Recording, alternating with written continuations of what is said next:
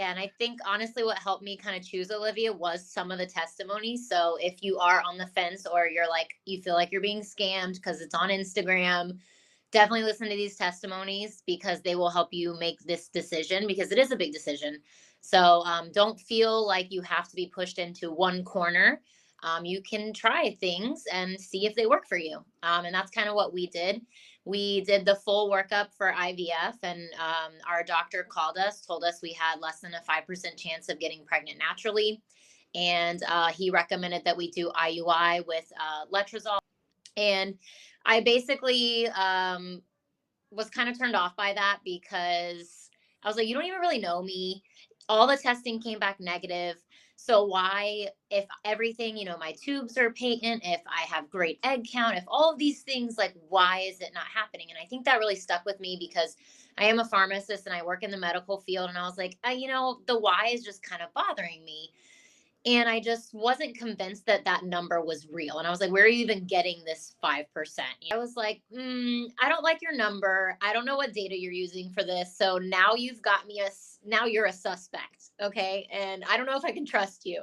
Yes. Uh, and so I really just honestly felt like I was money. I felt like I wasn't a person. I was just a dollar sign. And I didn't like that feeling. And so I talked with my husband, and I had been already following you. And I don't remember how I stumbled upon you.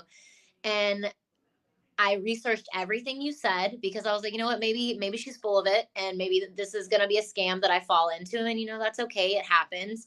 But everything checked out. I even researched the Dutch test before even meeting with you. And I was like, okay, like if she knows how to read these, like she knows what she's talking about. And, we met with our one-on-one, and then I was like, I'm not sure. Let me talk to my husband. And then I talked to my husband and I was like, what do you think, babe? Like, it is a significant chunk of change because I am blessed that IVF is covered by my insurance. So I will say I know that is a big thing for a lot of people. So that financially it wasn't as much of a concern. And I was like, do you think we can spend this money? Because I really don't, something was pulling me away from IVF, and I can't really say what it was. Maybe it was intuition. And I was just like, I'm just not ready to give up on myself really. And not that doing IVF or IUI is giving up on yourself, but to me, that's what it felt like because we had only been trying for 2.5 years, which sounds like a long time, sounds like a short time, if you've been struggling for 8 years, 10 years. I have a couple girlfriends who have been going through that for a long time. We had never experienced a loss. We never even had a positive pregnancy test. So for me, I was just like, I don't know. I want to try another avenue. Yeah. And that's when we signed up for you. And I loved that we were able to do it at our own pace. And we had the 2 sessions with you guys. My first meeting with Carrie was amazing. I felt so uplifted by my own personalized protocol. And Carrie called me out on my workouts, and she was like, you mean I need to think about, are they really working for you? And I was like, you know what, Carrie, you don't know what you're talking about, girl. I'm going to still go to my 5:45 a.m. workout. I was right. And she was like, hey, Michelle, you don't have any cortisol when you wake up.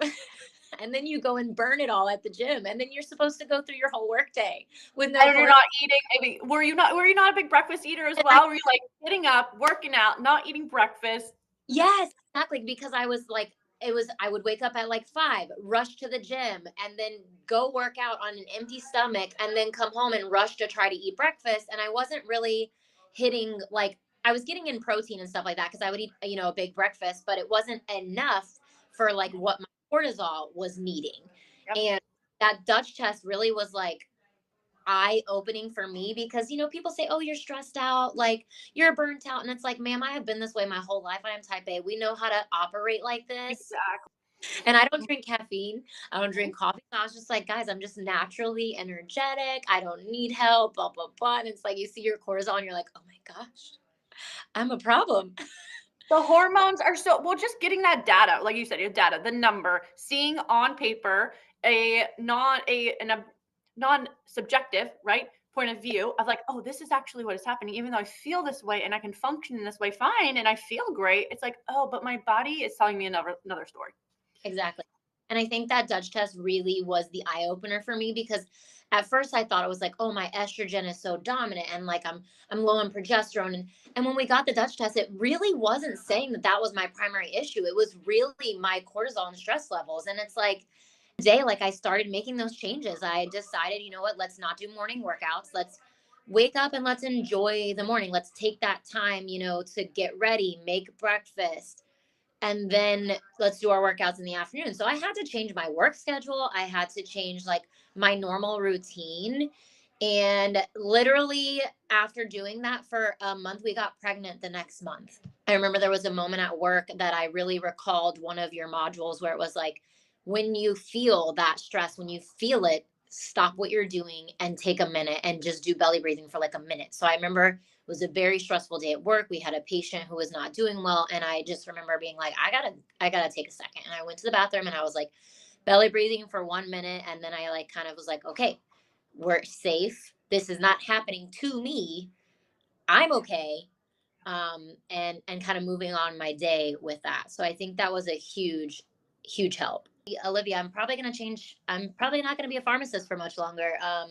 Once I pay off my student loans, where I think I'm going to get into women's health and education, because it's such an untapped area that we as women need to know more about and we should know more about. But I feel like it just gets glossed over. Like, no, that's normal. You're fine. And my periods weren't normal.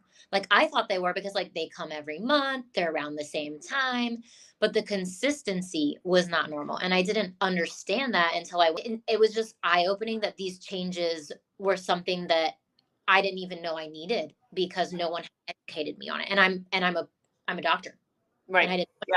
So it's like, imagine people who have no medical knowledge. So I just feel like it was frustrating that it was like it took me this long to figure it out, kind of thing. An amazing journey, like learning about my body and fixing what has been wrong. um Even though like I'm a fairly healthy person, it was just like anytime I would go, they would be like, just have fun with it. I'm like, if one more person tells me to just have fun with it, I am literally going to backhand you guys, because there is nothing fun about trying and being unsuccessful. Honestly, just find you a team, and Olivia has a great to work with you, and they're very knowledgeable, and they're here for you.